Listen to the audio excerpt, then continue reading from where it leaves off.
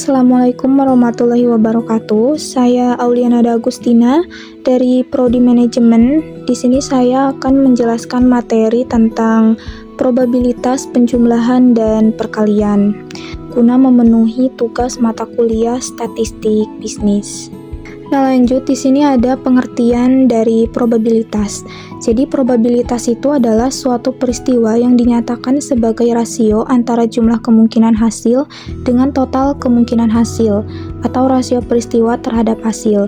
Nah, probabilitas itu bernilai lebih dari 0 namun tidak lebih dari 1, yang artinya tuh probabilitas itu bukan -1, -2 gitu, karena kan lebih dari 0 ya, namun tidak lebih dari 1 gitu, nggak 2, nggak 3 gitu. Di sini ada dua contoh. Contoh yang pertama yaitu munculnya mata dadu 2 dalam kegiatan melempar dadu 1 kali.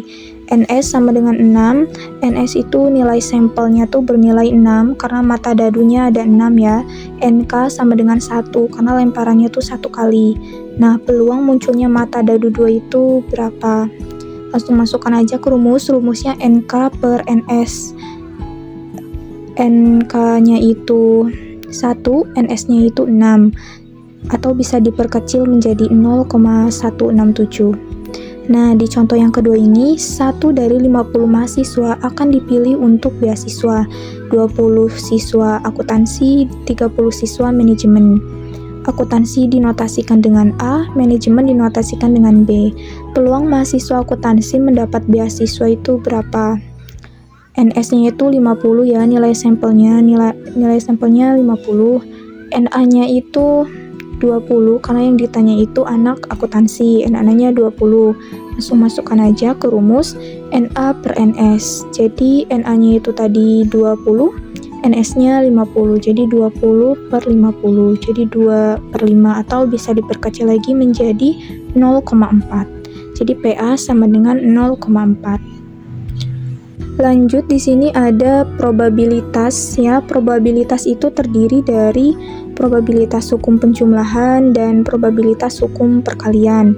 Probabilitas hukum penjumlahan itu meliputi kejadian saling bebas, kejadian bersama, sedangkan di hukum perkalian itu ada kejadian saling bebas dan kejadian bersyarat yang nanti akan dibahas di slide-slide berikutnya.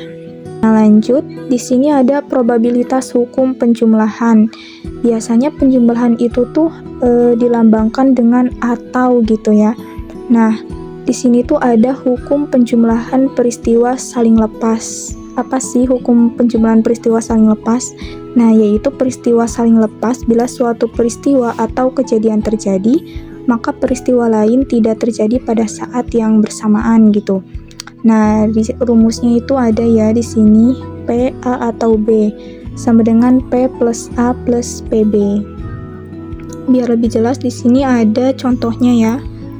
Contoh 1, kejadian saling lepas. Nah, sebuah kotak berisi 10 bola, di mana 3 bola berwarna merah, 2 bola berwarna kuning, dan 5 bola berwarna biru.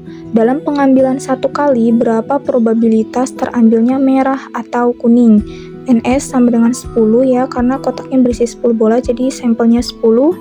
Merahnya itu kita notasikan dengan A, kita lambangkan merahnya dengan A ya, merah. NA sama dengan 3, lalu PA sama dengan 3 per 10.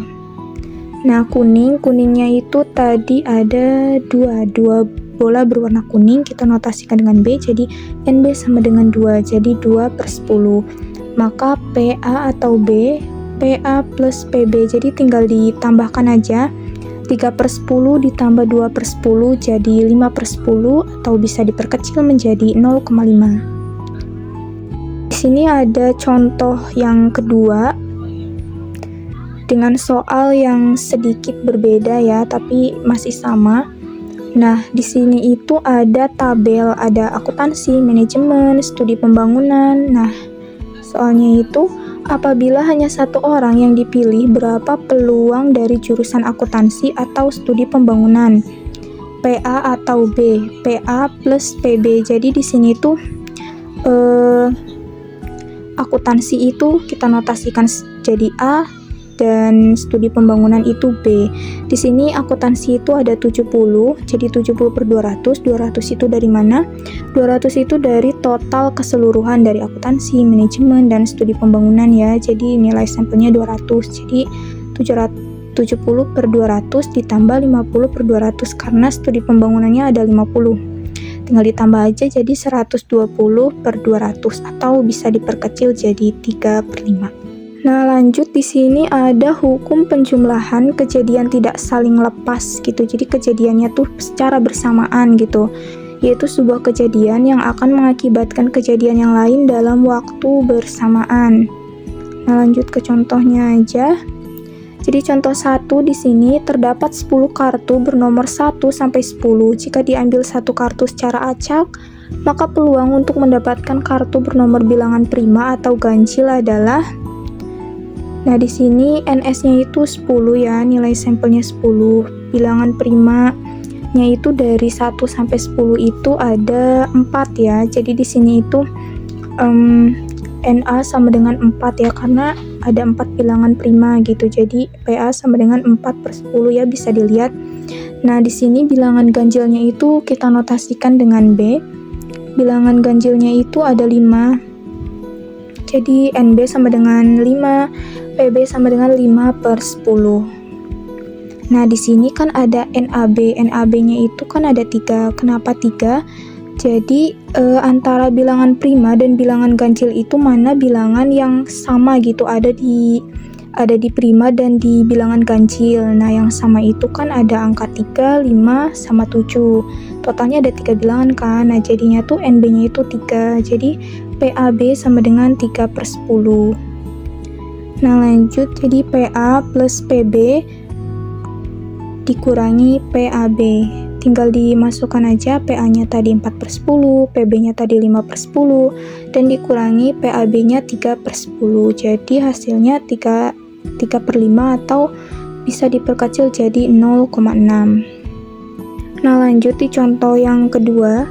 Nah, di sini tuh ada datanya ya. Berapa peluang yang mendaftar adalah wanita atau yang mendaftar jurusan studi pembangunan. Nah, berikut rumusnya di bawah ya, bisa dilihat. Nah, wanita itu dinotasikan dengan B, studi pembangunan kita notasikan dengan C. Tinggal dimasukkan aja, PB-nya yang wanita itu adalah 80 per 200. 200 dari mana? Ya, 200 itu dari total keseluruhannya. 200, PC-nya itu 50 per 200, PBC-nya 10 per 200. Jadi PB atau C tinggal kita masukkan aja. PB-nya 80 per 200, PC-nya 50 per 200 dikurangi 10 per 200, jadi 0,6 gitu. Nah, di sini ada probabilitas hukum perkalian gitu. Biasanya perkalian itu kuncinya itu pakai dan gitu ya. Kan kalau tadi penjumlahan itu pakai atau, kalau perkalian itu pakai dan. Nah, hukum perkalian itu ada 2 juga. Ada kejadian saling bebas, yaitu terjadi pada 2 kejadian yang terjadi bersama-sama, tetapi tidak saling mempengaruhi satu dengan yang lain, sehingga disebut kejadian saling bebas. Bedakan antara hukum penjumlahan saling lepas dan hukum perkalian saling bebas ya, karena beda ya. Nah, kejadian bersyarat yaitu sebuah kejadian yang terjadi dengan syarat kejadian lain sudah terjadi terlebih dahulu. Langsung aja ke contohnya ya. Nah, di sini ada contoh 1, kejadian saling bebas. Nah, jika sebuah dadu dan sekeping mata uang dilempar 1 kali bersama, maka peluang untuk memperoleh gambar pada mata uang dan bilangan ganjil pada mata dadu adalah. Nah, di sini dadu dulu ya, dadu NS sama dengan 6. Nah, bilangan ganjilnya itu dari 1 sampai 6 itu berapa? Ternyata ada 3. 1, 3, sama 5. Jadi totalnya ada 3. Tinggal masukkan aja ke rumusnya. PA sama dengan NA per NS, jadi 3 per 6. Atau diperkecil jadi 0,5. Nah, di sini yang di mata uang, yaitu NS-nya 2, karena mata uang itu hanya ada gambar atau angka ya.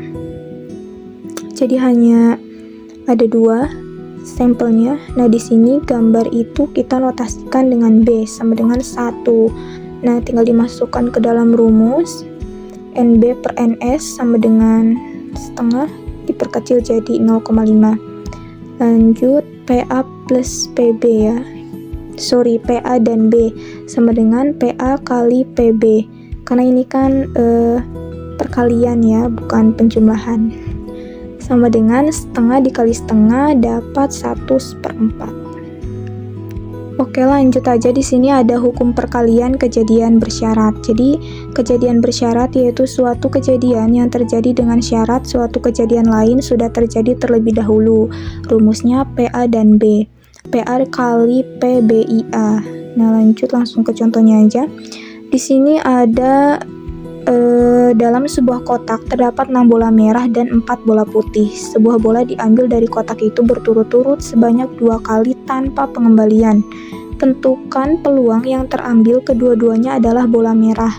Ambilan 1 itu NS sama dengan 10. Karena totalnya ada 10 ya, 6 bola merah dan 4 bola putih. Nah, merah 1 NA sama dengan 6 karena bola merahnya ada 6. Jadi PA sama dengan 6/10. Nah, untuk ambilan 2 NS-nya 9. Kenapa 9?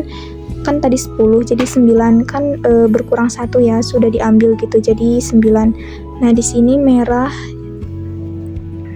2 sama dengan NB 5. PB sama dengan 5/9 ya, karena kan berkurang ya. Nah, peluang terambilnya pertama adalah bola merah dan yang kedua juga bola merah adalah PA dan B. PA kali PBIA 6/10 dikali 5/9 sama dengan 30/9 atau diperkecil menjadi 1/3. Ini caranya mirip-mirip sih, tinggal dilihat aja ya.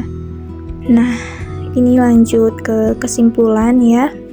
Jadi probabilitas penjumlahan itu digunakan untuk mencari peluang terjadinya salah satu kejadian. Jadi kata kuncinya itu atau ya.